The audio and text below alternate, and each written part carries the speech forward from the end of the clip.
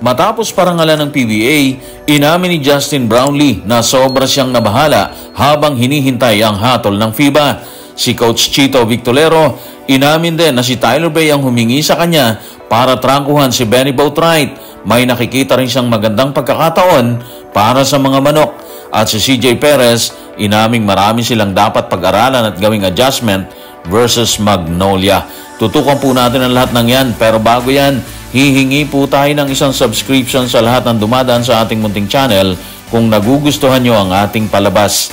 Kung medyo mabigat ang subscription, siguro kahit isang like at isang share na lang po yan. Okay na po ako dyan. Maraming salamat. Matapos ang 3 buwan na pamamalagi sa Amerika, dahilan para hindi siya mabigyan ng parangal sa Pilipinas, nagkaroon ng pagkakataon ng PBA na saluduhan si Justin Brownlee sa kanyang mga ginawa sa Gilas, Pilipinas sa halftime ng bakbakan sa pagitan ng SMB at Magnolia. Tanong, gaano kahirap o kabigat ang pinagdaanan niya bunga ng pagiging positibo sa cannabis? Tutukan natin si Justin Brownlee sa report ni John Ballestero sa One Sports. Ang hirap sa isipan. Hindi ko alam kung anong kahihinat na nito para sa akin. Sobrang nakakabahala. Maraming araw at gabi dumaan na kinaawaan ko yung sarili ko. Napakahirap sa simula.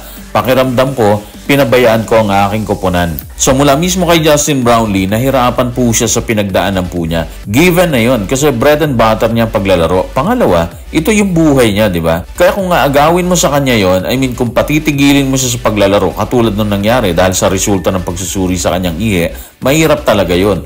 Buhay at kinabukasan niya or ng kanyang pamilya yung nakataya po dito.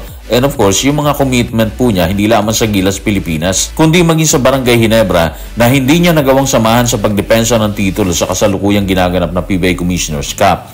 In short, masakit para kay Justin Brownlee, mahirap para sa kanyang tanggapin ang lahat ng kanyang pinagdaanan. Ngayon na nandito na siya at muli niyang sasamahan ng Gilas, Pilipinas para sa nakatakdang ganapin na FIBA Asia Cup qualifiers sa February 22 at 25, kung saan makakabakbakan ang Hong Kong at Chinese Taipei. Kamusta na si Justin?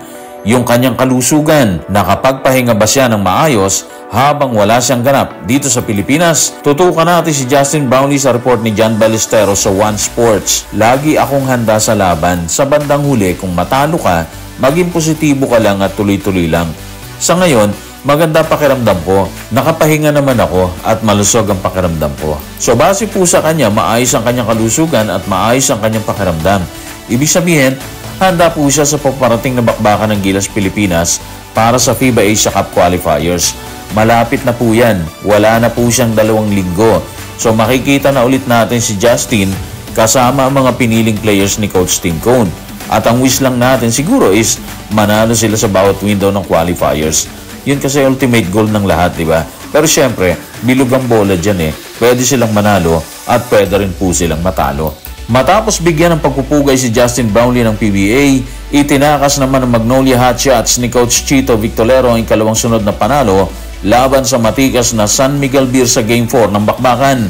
Katulad sa Game 3, kung saan ginisa ng depensa ni Tyler Bey si Benny Boatwright, tila nakakahinga na ng maluwag si Coach Chito Victolero. Sabay ibinunyag ang hiningi ng kanyang import na si Tyler Bey. Ano nga ba ang hiningi ni Tyler kay Coach Chito Victolero na tila naging susi sa 2 panalo ng mga manok? Tutukan natin si Coach Chito sa report ni Romel Fertes Jr. sa Inquirer. Niyakap ni Tyler Bey ang matchup na yun kay Benny. Napakatalino kasi niyang player. Na-realize po niya na kaya naman niya maglaro ng opensa at depensa. Pero pinaka-importanting bagay doon is maganda yung naging depensa niya kay Benny Boatwright. Si Tyler Bey ang humingi niyan. Ayun na nga, 2 laro na niya sinusunog si Benny Boatwright. Sa Game 3, nilimitahan niya si Boatwright ng 4 na 3 sa ibinaton niyang 13.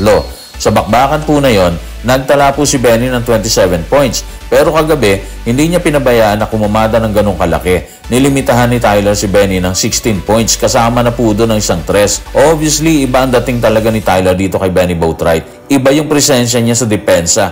At yun ay isa sa mga dahilan kung bakit nanalo mga manok sa ikalawang sunod na bakbakan, di ba? Sa laban, hindi rin natin pwedeng itsapwera si Paulie na kumumada po ng 14 points at isang malutong na 3 sa nalalabing 1 minute and 51 seconds ng bakbakan habang si Tyler Bey ay kumumada ng 26 points, 12 rebounds, 6 na steals at 1 block. Walang dudang masaya ang mga manok, bunga ng ikalawang panalo laban sa San Miguel Beer ni Coach George Galliant, bunga ng magandang depensang inilalatag nila sa bawat laro. Lubang maaga pa para magbunyi dahil andyan pa ang tatlong bakbakan versus SMB. Pero dahil sa malagkit na depensa nila, tila may nakikitang oportunidad si Coach Chito Victolero. Ano nga ba nakikita niya sa hinaharap na bakbakan versus SMB? Tutukan natin si Coach Chito sa report ni Richard D. ng The Manila Times. Bumabagsak ang lahat ng yan sa aming depensa. Muli kasi naming nalimitahan sila, under 90 points na goal namin. At nararamdaman namin na sa pagpunta ng serye sa defensive game na to, may pagkakataon kaming manalo. Kung pagbabasayan po natin ang nangyayari ngayon, yung dalawang sunod nilang panalo dahil sa depensang inilalatag nila, pwede nating sabihin na meron silang pagkakataon talagang manalo. Ulit sa mga susunod na bakbakan at kalaunan, baka kuhanin po nila yung kampyonato. Hindi malayong mangyari po yan kung ganun talaga yung magiging senaryo, di ba? Bukod kasi sa depensa po nila, kumakamada rin yung opensa nila, especially si Tyler Bay, di ba? Of course, hindi kayang ipanalo mag-isa ni Tyler ang laban. Pero andyan din po si Paul Lee, si Mark Baroka, si Ian Sanggalang, si Halalo na kumakamada ng maayos, di ba? Ibig sabihin, malaking posibilidad na silang kumuha ng titulo kung hindi magagawa ng solusyon ni Coach George Galliant ang lahat ng pananalasa ng mga manok. Kung nagpapakita ng malagkit na depensa ang Magnolia Hotshots na nagiging dahilan ng kanilang panalo sa bawat laban, sa panig naman ni CJ Perez na tinanghal na best player of the conference ng 48th season ng PBA, hindi pa tapos ang bakbakan. Inamin din niya na maganda ang adjustment na ginawa ng mga manok at dahil natalo sila ng dalawang magkasunod na bakbakan, ano ang kailangan nilang gawin? Tutukan natin si CJ Perez sa report ni Sid Ventura sa ESPN. Madami kaming kailangan pag-aralan at i-adjust sa laro namin, sa depensa namin sa Magnolia. Hindi pa naman tapos, mahaba-haba pa, di ba? Magandang adjustment nila, pero kailangan din namin mag-adjust sa opensa po namin. Hindi pumasok mga outside shots namin Kailangan namin ipasok yon. In fairness kay CJ Perez, ang laki ng ambag niya sa SMB ngayong season at yun ang dahilan kung bakit nakuha niya ang Best Player of the Conference Award. Kagabi matapos niyang kuhanin ng award, nagtala po siya ng 17 points pero maaga siyang na-foul trouble. Doon sa adjustment, obviously kailangan nilang mag-adjust at alam ni Coach George yan. Magkakaroon lang talaga sila ng problema kung hindi nila ma-check ang depensang ilalatag muli ni Tyler Bay kay Boatwright. Sa susunod po na bakbakan yan Pero sa tingin ko hahanap si Coach George ng players na posibleng pumutok sa Game 5. Kasi check na po si Boatwright At dahil dyan, kaabang-abang pong susunod na kabanata ng SMB at ng Magnolia.